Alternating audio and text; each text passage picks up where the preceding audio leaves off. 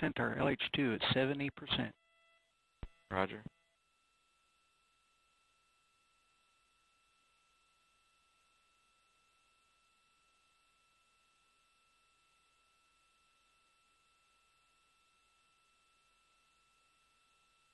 Atlas LO2 at 90%. Roger. T-minus 43 minutes.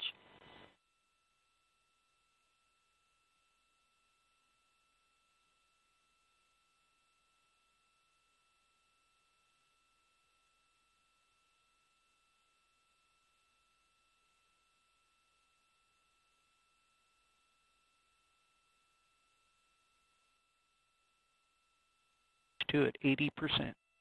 Roger.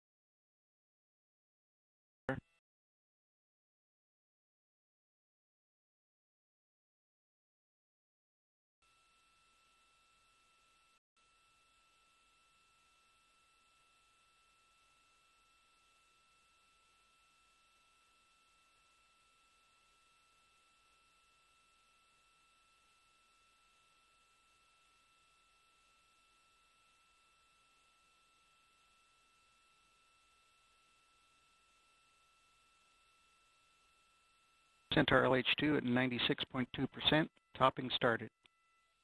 Roger. Perform Centaur LH2 fill and drain valve cycle test. Roger. Perform Centaur LO2 fill and drain valve cycle test. Roger.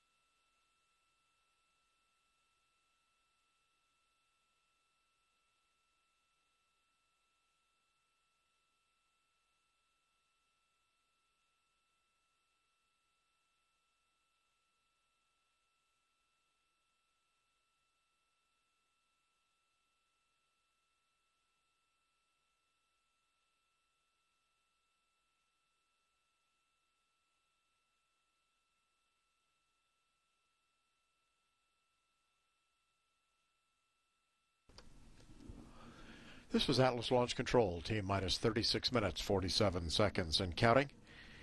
Bringing to a conclusion the fueling of our Atlas V Atlas Centaur rocket, which has been going very smoothly.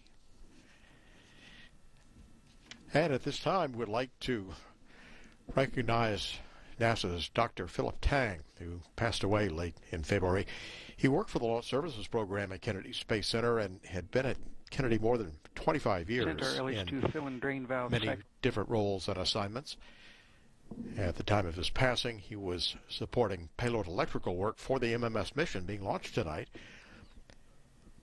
He had also most recently supported NASA's OCO2 and SMAP launches from Vandenberg Air Force Base in California. The fill and drain valve cycle test has just been successfully completed, which keeps us on track on our countdown procedure and toward a launch at 10:44. Right now we're at T-minus 35 minutes, 35 seconds and counting. This is Atlas Launch Control.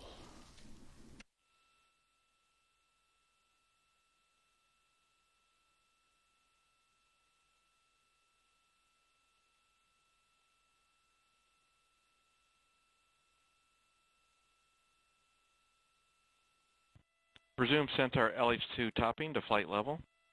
Roger. Resume Centaur LO2 topping to flight level. Roger. Flight control perform Centaur PU functional test. Roger.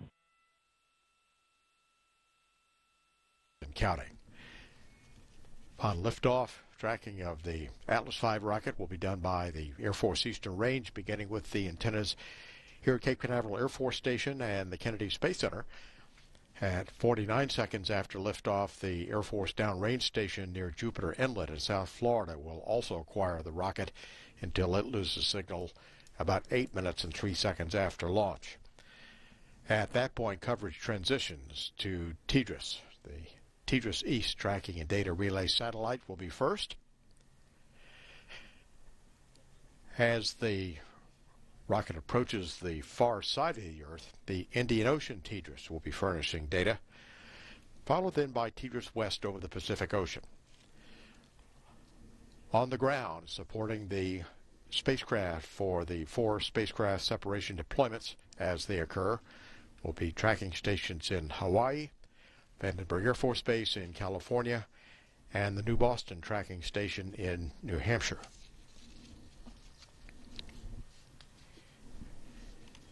After liftoff, we'll hear the voice of Marty Malinowski, our United Launch Alliance flight telemetry engineer, calling the Atlas V launch vehicle events as they occur. At T-minus 26 minutes 30 seconds and counting, this is Atlas Launch Control. Once the Atlas V lifts off, the Atlas and the Centaur together will burn initially for a total of 13 minutes and 29 seconds. And at that point, after the Centaur cuts off, there will be a coast phase that is fairly lengthy, about 58 minutes and 58 seconds.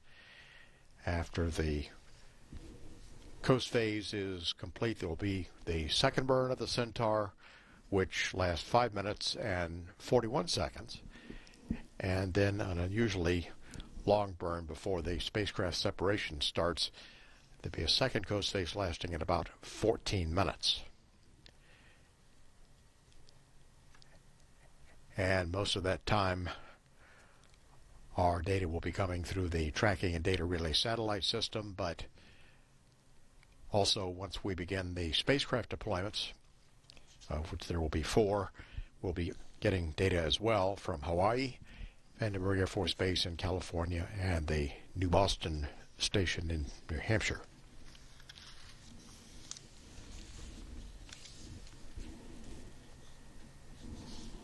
The RP-1 fuel on the Atlas stage was loaded aboard early yesterday afternoon, starting at about 1:25, and was completed about an hour